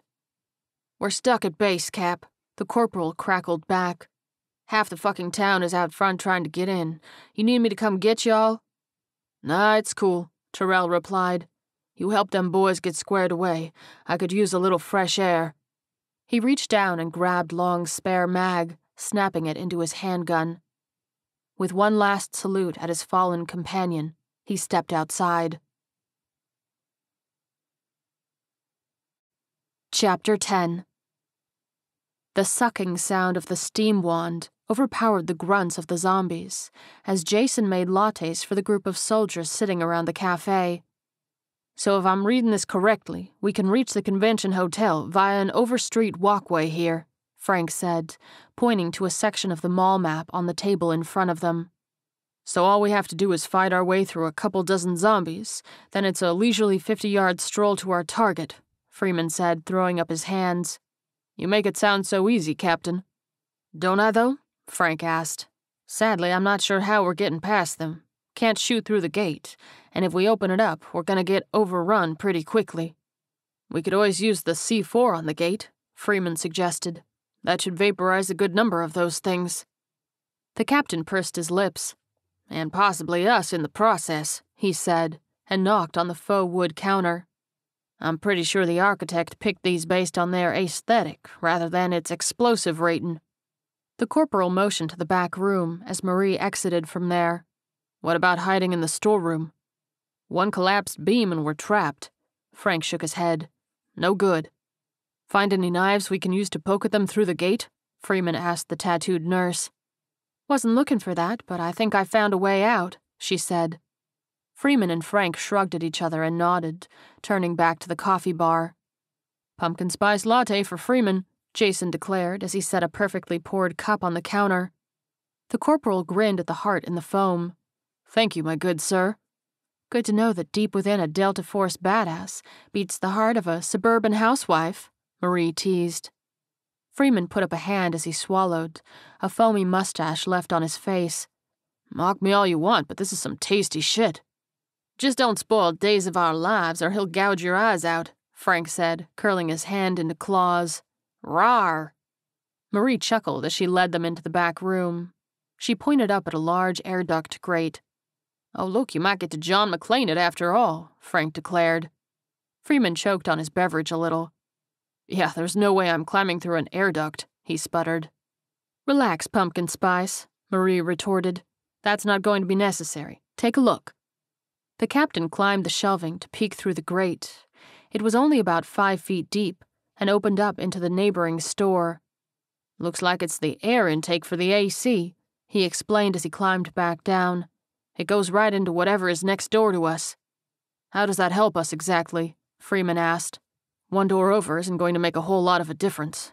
By the time it takes all of us to climb through, those creatures will follow us. Marie shrugged. Then we just send a runner. Freeman pursed his lips, took a deep breath, and then made a fist. Rock, paper, scissors, Cap? He asked. Frank hesitated and then met his companion's gaze. I think I'm going to pull rank on this one, soldier. The corporal wrinkled his nose. God damn it. He chugged the last of his latte and slammed the mug down as if it had been a beer, licking his lips and rubbing his hands together. He climbed the shelves and pulled the grate down, slithering through into the other store. He ducked down behind some shelves with various clothes and crept towards the door. In position, he whispered into his radio. Next door, Frank nodded and lined everyone up in front of the gate, shoulder to shoulder. All right, boys, Freeman's in position. Let's make some noise, he declared, and the group erupted into screams and yells. It was cathartic in a way, hurling obscenities and curses at the monsters that had been tormenting them all night. Freeman peeked out from the clothing store, making sure all of the zombies were hyper-focused on the cafe buffet. On the move, he whispered into his radio, and then slipped out the door. He quickly moved across the hallway and drew his handgun, stopping about 20 feet away. His heart pounded in his ears, and he took a firing position.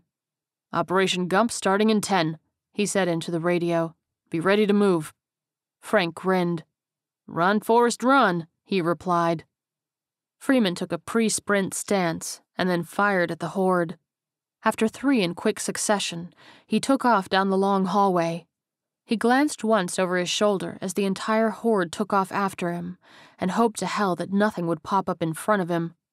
Now! Frank cried after the zombies got about 20 feet away, and Webb threw up the gate, he and Reyes diving out first. They all barreled across the hall to the walkway, jerking the door open with their guns raised. Clear! Webb cried, and everyone flew inside. We're across, hurry up and get here, Freeman, Frank yelled into the radio, holding the door open. He, Gardner, and Owens stood in defensive position inside the door, watching the hallway.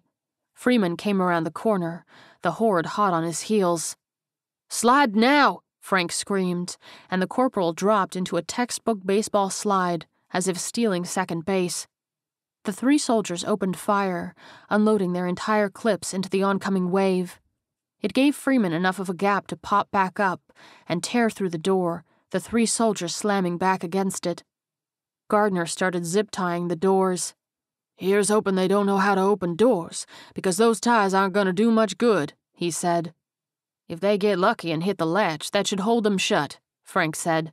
When we find something stronger, we'll come back and reinforce. You all right there, Pumpkin Spice? Marie asked, standing over Freeman, who lay on the ground, chest heaving. I realize we just met and all, he huffed, but I hate you. Oh, come on now, you can't rush a decision like that, the tattooed nurse teased. I'm sure once you get to know me, you'll really hate me. She winked and knelt down, smacking him on the chest a few times. Come on, Freeman, Frank said as he strode over. We ain't done yet. He helped his laboring second-in-command get to his feet, and they moved across the walkway in combat formation. Once at the doors to the hotel, Frank turned to him. I want you to stay here with Jason and Marie, he instructed. We need to keep this doorway accessible in case we encounter major resistance.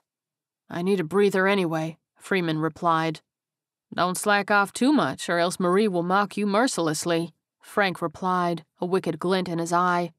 Happy to do my part, Captain, the nurse added with a smirk. He saluted her. Breach on my mark. Follow my lead and secure a firing line once we hit a clearing. Be ready to retreat at a moment's notice, he instructed, and the men all made noises in the affirmative. Go! Gardner and Reyes pushed open the door, and Frank rushed in with Webb and Owens right behind him. They moved with haste down the long, darkened hallway, and Frank narrowly ducked as a figure leapt out, swinging a broom handle at him. The soldiers raised their guns at a terrified-looking man in a hotel uniform, who dropped the broom immediately and put his hands up. Don't shoot, he cried. We safe up here? Frank asked, lowering his weapon.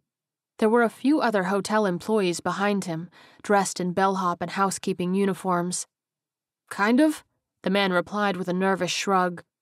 There were groans in the distance, and Frank led his squad to the edge of the landing at the end of the hall, looking over to the ground floor below. There were dozens of zombies roaming the lobby, body parts strewn everywhere, crimson marring the once pristine hotel. Can they get up here? Frank asked. No, the broom handle wielder replied. We shut down the elevators when things started going crazy. The only other way up here is the escalators, and we have them barricaded. It's not perfect, but it's held up okay so far. The captain surveyed the luggage carts and furniture jam-packing the escalators. Yeah, that's not gonna hold. Owens, Reyes, go see what you can do about shoring that up, he instructed, and the two soldiers headed over to inspect the pile. What's your name? He asked. Chad, the employee replied. Hi, Chad, Frank said gently. I'm Captain Frank Kyle, U.S. Delta Force. We're here to retrieve some of your guests who are attending the engineering conference.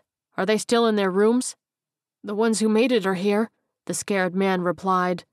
We had a lot of cancellations due to illness, but there's 150 people who checked in yesterday. Frank's brow furrowed. 150 people in a hotel this size? I was talking to one of the organizers of the conference, and he said the keynote speaker had to pull out at the last minute, Chad explained. When that news spread, the cancellations started pouring in. Shit, the captain huffed. Give me a minute. He lifted his radio. Bill, come in. I'm here, Captain, the old man replied. We're at the objective, but we may have slim pickings, Frank said. The top speaker backed out due to illness, and a lot of others canceled as a result. I don't have names, but you may want to alert the higher-ups. If I get more info, I'll pass it along. Understood, Bill said. You ready for the transports? Frank shook his head. Not yet. We have some complications. Be safe, the old man said. Bill out. We may want to keep it down, Captain, Owen suggested as he and Reyes strode back over. That barricade isn't going to hold more than 4 or 5 of those things back. All right, Frank agreed. Reyes, go get Freeman. We're going to have to clear the deck here. He turned back to Chad as the soldier ran off. Tell me about the lobby. There's 2 sets of doors at the front there that are on a keycard locking system, the employee explained, motioning across the space below. The panel is on the left side there. One swipe followed by the code will lock both sets of doors, as well as the revolving door. And that's about it, really. The captain raised an eyebrow. A hotel this size has to have other entrances. Concentrate, I need you to think. And I need you to stop being condescending, Chad snapped. Yes, there are other entrances, but we were short-staffed this morning, so I didn't bother unlocking the other doors. I wanted to wait for some others to show up, but chaos broke out before that happened, so those doors at the front are the only ones open right now." Frank sighed. "My apologies," he said sincerely. "Been a hell of a day so far." "It's cool," Chad nodded curtly. "I'm gonna need the key card and the code," the captain said. The employee took a deep breath. "Code is the easy part. It's 674. Card, on the other hand," he said and pointed down to the front desk. "Going to require a bit of effort." "Man, ain't nothing easy today," Frank said with a groan. "Okay, where's the card?" "It's on the left side," Chad began, and then waved his hand. "I mean, left as we are looking at it now. Just underneath the desk, there's a card reader. It's going to be stuck in there. We needed it to trigger the elevator lockdown, but I wasn't able to grab it before coming up here." "Is removing it gonna end the lockdown?" Frank asked. The employee shook his head. "No, can't undo it without the code." "Thanks," the captain replied and turned to the group. "Anybody up for volunteering?" 1, 2, 3, not it," Freeman cried as he walked up. Gardner stepped forward. "What do you need done, sir?" "You're gonna be our key man," Frank addressed him. "We're gonna start taking them out on the escalator, and when we do, you're gonna jump down, grab the key, and secure the door. Once we start making a racket, they should come flooding in from the street." Gardner nodded. "I'll get it done, sir." "Hey, Reyes," the captain continued. "You ever hear back from sniper school?" The corporal shook his head. "Missed qualifying on the shooting portion by 2 points, sir." "Well, Gardner, this is your lucky day," Frank declared with a grin. "If he hit one more shot, he wouldn't be here to cover your run." "You know what they say, Captain," Gardner teased. "Beggars can't be choosers." "Just be mindful of the glass, Reyes," Frank added seriously. "One bad shot and we're fucked." The corporal nodded. 10-4, sir." He headed over to Gardner and gave him a playful punch in the arm. They bumped fists as Frank turned to the group. "All right, let's set it up." Chapter 11. Terrell ducked into a destroyed storefront a few blocks from the base. He did a quick sweep of the place, ducking around mannequins modeling various formal wear. There was banging from the back room, and he raised his handgun, taking a few steps towards the back wall. As the banging grew louder, a zombie leapt over the wreckage at the front of the store and attacked one of the mannequins. Terrell leapt forward, wrapping his arms around the creature's torso and flipping it over, slapping it headfirst into the floor. Its neck snapped spectacularly, and the bald soldier whipped around to see if the noise attracted any other monsters from outside. There were several shots in the distance, and his brow furrowed. He raised his radio to his mouth. "Coleman, what the fuck is going on?" he demanded. The gunfire intensified as a group of civilians suddenly thundered by his hiding spot, closely followed by a large horde of undead. Terrell turned around a back corner as 2 creatures pounced on a stumbling woman, the rest chasing the live ones. "It's a goddamn firefight, Cap," Coleman replied, and Terrell turned the volume way down on his speaker. "Zombies showed up. Some fucking private got spooked and fired a shot. Next thing we know, civilians are firing back, and everybody is getting lit up." The captain sighed. "So I'm guessing y'all ain't gonna open the front gate for me?" he asked. "You may have a way in," the corporal replied. 100 yards west of the main gate, one of the cars we were bringing in got a flat, and we rolled it into the ditch. I'll be there with something to hold down the barbed wire." Terrell stiffened as the 2 zombies feasting on the fallen woman suddenly straightened up and screeched towards him. "I gotta move. Headed your way," he yelled into the radio, and dropped the 3 zombies quickly. He leapt out of the storefront into the street. The road towards base was littered with corpses and blood, zombies feasting all over the place and banging on car doors and store windows. A trio of undead turned from a nearby car and noticed him, taking off in his direction. Terrell took off towards a side street parallel with the base. 2 blocks away from his entry point, he glanced back over his shoulder to see that the trio had become a dozen zombies chasing him. He turned the corner to run back in the direction of the base, and a duo of walking corpses popped into his vision, just too late. He put his head down and crashed through them like a running back, and the stumbling zombies split apart face first into the pavement as he tore away. He hung a right towards the car in the ditch, beside an 8-foot fence topped with an impressive amount of barbed wire. His leg muscles screamed as he tore up the car, just as Coleman threw a giant rug over the barbed wire to give him something to shoot for. He hit the roof of the car and leapt as hard as he could, hitting the rug with his stomach. His momentum wasn't quite enough, and he began to slip back, so he grasped the bare barbed wire with his hand and jerked hard, flinging himself ass over tea kettle. Coleman attempted to soften the fall, but they both hit the dirt fairly hard. The corporal popped back up and jerked the mat from the fence as the zombies hit it, rattling and groaning. "Holy shit, Graham, are you okay?" Coleman huffed, falling to his knees in front of the incredibly lucky captain. "Yeah, I'm good," Terrell replied, his chest heaving as he cradled his hand. The corporal swallowed hard. Where's the Sarge?" Terrell shook his head, and Coleman lowered his gaze for a moment, taking a deep breath. He winced, and then offered the captain his hand to help him up. "I need to talk to Colonel Wagner," Terrell said. "Let's go." Chapter 12. Reyes rested his rifle on the edge of the railing, surveying the lobby as Gardner ducked down behind him. The others clambered up on top of the escalators, poking up over the hasty barricade. Several zombies noticed the movement and shrieked, tearing up the stairs clumsily. "Nobody fire until I do," Frank instructed, and his men held steady as several more zombies joined the climb.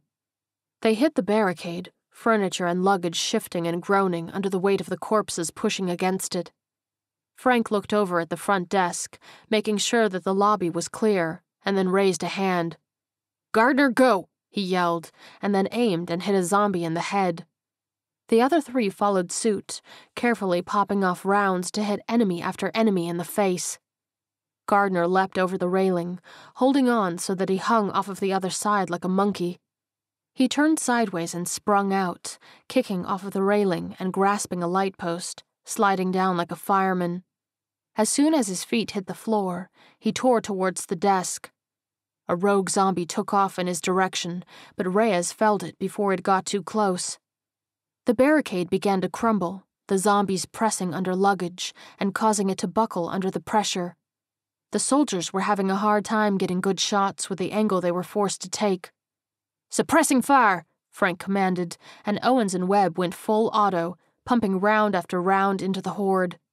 While not kill shots, the bullets riddling the zombies' torsos definitely slowed them down, unable to push as hard with their thinner extremities. Frank and Freeman climbed a little higher and continued headshots through the carnage. Gardner made it over the desk and looked for the card slot.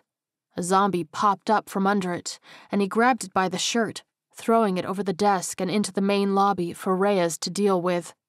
"Got the card," he declared into his radio. More zombies from the streets barreled towards him, drawn by the noise from the escalators. "We got more incoming," Freeman said. Frank jumped down from his perch and scrambled onto the center slide of the escalators. "On it," he said, and ran down. He leapt up onto the makeshift barricade and leapt over the zombies' heads, landing into a shoulder roll and popping back up on the other side. As they turned, distracted by him, the three soldiers up top picked them off easily. Gardner reached the keycard slot and slid the card, but before he was able to punch the code, a zombie dove inside and tackled him clean over. He hit the ground hard, pushing up on the corpse's neck. He shot another oncoming one in the face, and then put the barrel underneath the chin of the one snapping at his nose, blowing up its head. He blinked away a gooey bouquet of blood and brain matter, rolling over to get back up. "Come and get me, boys," Frank bellowed, drawing the attention of the zombies pouring inside so they wouldn't go after Gardner. They rushed him, and he rushed right back, dropping into a slide and slipping right underneath them. Before they could turn around, he popped off 3 rounds, hitting 2 in the head and 1 in the chest. He lowered his shoulder and hit one in the torso, flipping it over his head, and Reyes dispatched it before it managed to right itself. Gardner punched in the code, and the doors locked down, keeping the rest of the street zombies at bay. "You okay?" Frank immediately asked Gardner, walking over to check him over. "Could probably use a shower, Captain," the corporal replied as he wiped another slick glob of goo from his cheek. "Feels like I just finished a zombie bukkake." Frank barked a laugh. "A lot of firsts today, huh?" "Too many, sir," Gardner replied with an exasperated chuckle. "Too fucking many." "Holy fuck, Cap," Freeman blurted as he and the others descended the escalators. "That was crazy. You boys all right?" Gardner nodded. "Yeah, we're good." "All right, time to secure these packages," Frank said, rolling his hand in a circle. "Floor by floor sweep. Marie tests them. If they pass, move them to one of the conference rooms. If they don't, lock them up in their room. Let's move." Chapter 13. "Gentlemen, what's the situation?" Terrell asked as he led Coleman into Lynch's back room. "Good to have you back, Captain," Wagner greeted. "We feared the worst." The bald soldier raised his chin. "Gonna take more than that to knock me out of action." "That's good, because there's a hell of a lot more left to do," the colonel replied. Lynch nodded. "The food transport Corporal Coleman came back with was the last bit of supplies we were able to get before the city turned chaotic." "The other squad left after us. Did they not make it back?" Terrell asked. Lynch shook his head. "Last report we got from them, they said they were holed up at one of those big box stores on the other side of town. The store got partially overrun, but they were able to secure the storeroom along with a few civilians." Wagner crossed his arms, addressing Terrell and Coleman. "Any chance you can get them out?" "We can, but not now," the captain replied. "The city is going to be a whole lot worse, and I barely made it back as it is. We go out there now, we're either going to get eaten or shot by someone who isn't too happy with the military. Tell your boys to sit tight, and we'll come get them when the sun goes down. Gonna be a whole lot easier for us to get across the city, moving through the shadows." "I'll make the call right now," Wagner declared. "Lynch, how's the transports to Charlotte looking?" Terrell asked. The corporal took a deep breath. "Another shipment just took off a few minutes ago. We're getting that stadium supplied, but we still need more, even more than they have on that other transport truck." "This is what I need from you," Terrell instructed. "After you do an inventory, give me 4 or 5 spots on the map where you think I might be able to find what you're missing. After we rescue the other team, we'll do some scouting and stage the gear we need. Then we'll do one last big sweep at daybreak." "Won't that be risky?" Lynch bit his lip. "I mean, riskier than doing it under the cover of darkness." "My boys and I on foot can move well in the darkness and avoid the zombies," the captain explained. "Can't really do that with the massive transport trucks. No matter what we do, we're gonna attract attention. Be better to have daylight so we can spot them rushing us." Lynch nodded. "Makes sense. I'll have the report ready for you in an hour, sir." "Take your time, Corporal. We ain't heading out for several hours," Terrell said. "I'm gonna go get some food and maybe catch a Z or two. But could you do me one more favor?" The corporal cocked his head. "Anything, sir." He smiled tiredly. "If my boy Captain Kyle radios in, can you come get me?" Chapter 14. Frank surveyed the last group trailing into their makeshift testing room by Freeman and Webb. "How are we looking, Marie?" 22 more on the top floor are healthy," she replied. "Only 5 tested positive." He added the numbers to his clipboard. "All right, that brings us to 140 healthy people. 85 engineers, 35 civilians, and another 20 hotel staff." "Why are you separating them like that?" Marie asked, brow furrowing. He squared his shoulders. "Because the engineers are the mission." "Whoa, whoa," she gushed, eyes blazing. "You aren't thinking about leaving the civilians behind, are you?" "You do understand that we have limited supplies, don't you?" Frank threw up his hands. "We let everyone in, then we all die.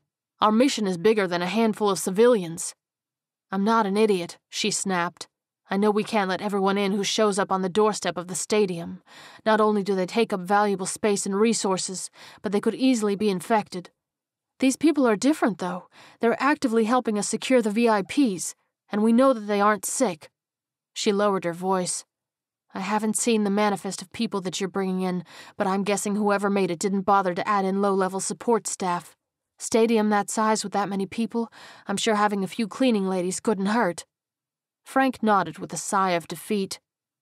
Okay, they're in. Thank you, Captain, Marie said. Please, call me Frank, he insisted. She smiled. Okay, Frank. I swear, you sure you weren't in PsyOps instead of being a medic? He asked, wagging a finger at her. She shrugged playfully. Well, I'm a woman, some things come naturally. She winked and then headed over to the conference room. Freeman, get these people ready to move, Frank called. I'm calling in the transports. You got it, Captain, the corporal replied. Frank lifted his radio. Bill, come in. What's your status, Captain? The old man asked through the speaker. Package is secure. We have 140 civilians ready for transport, he reported. I'm afraid I have some bad news, Captain, Bill said. Frank sighed. Seems to be par for the course today. We lost contact with the transport team an hour ago, the old man said. They were relaying reports about the city deteriorating, and their message was interrupted by screams and gunfire. We don't know if they were taken out by looters or if they were firing on zombies. All we know is we've lost contact with them. Damn it, Frank growled. Okay, Bill, see if you can patch me through to Fort Bragg. Gonna be just a moment, came the reply. Hey, Chad, does this place have a parking deck? Frank asked. The employee nodded as he handed out bottles of water. Yeah, we share one with the mall, but we have direct access to it via an overstreet walkway. Any idea how tall it is? The captain asked. Pretty big, Chad shrugged. 9, maybe 10 stories tall. Webb, go check it out. Make sure we can get across it and it's not overrun, Frank instructed. Captain Kyle, Bill said over the radio. I have Lieutenant Colonel Wagner and Corporal Lynch on the line. Captain, this is Wagner, came the next greeting. What can we do for you? Any chance we can borrow your transport choppers after they drop off the latest batch of supplies? Frank asked. Yes, just not on this trip, Wagner replied. They are scheduled to refuel after this drop, and given that they are only ships, I don't want to overextend them if I can help it. Understood, sir, Frank agreed. What sort of time frame are we looking at? Captain Kyle, this is Corporal Lynch. A new voice came over the speaker. The transports left here recently, so with the multiple trip flight times and refueling, we're going to be looking to be at your position sometime around dusk. We can handle that, Frank said. We're going to have around 150 people needing transport. We have access to a 9 or 10-story parking deck, so the top floor will be the extraction point, and we're going to have this thing well coordinated because those choppers will attract a ton of attention. We'll make it happen, Captain, Wagner promised. Frank nodded. Thank you, Colonel. Captain Kyle? Lynch cut in. If you bear with me just a moment, please. There was a pause. There we go. Have you on a private line now? Someone wants to say hello. What's up, Kyle? Terrell asked. A massive grin spread on Frank's face. Hey, Graham, you lived through the morning. Guess I owe Freeman $10. Man, I ain't gonna let a little thing like the end of the world take me out, the bald captain replied. Frank laughed. You wouldn't be saying that if you went through half the shit I went through today. I had to grenade a hospital. Oh yeah? I beat half a dozen zombies to death with 10-pound dumbbells. 10-pounders? You getting weak on me? Frank teased. Stronger than you'll ever be, boy. You know, Graham, if I thought there'd be anybody left to read it, I'd say we need to write our war story memoirs. Terrell laughed. Hell, man, if I could write, I wouldn't have gone into the military. I would have went all Robert Frost and lived a hermit's life in the woods. Yeah, but knowing you, Frank replied, you'd be out there wrestling bears and shit. Better than wrestling stripper assassins. Frank sighed.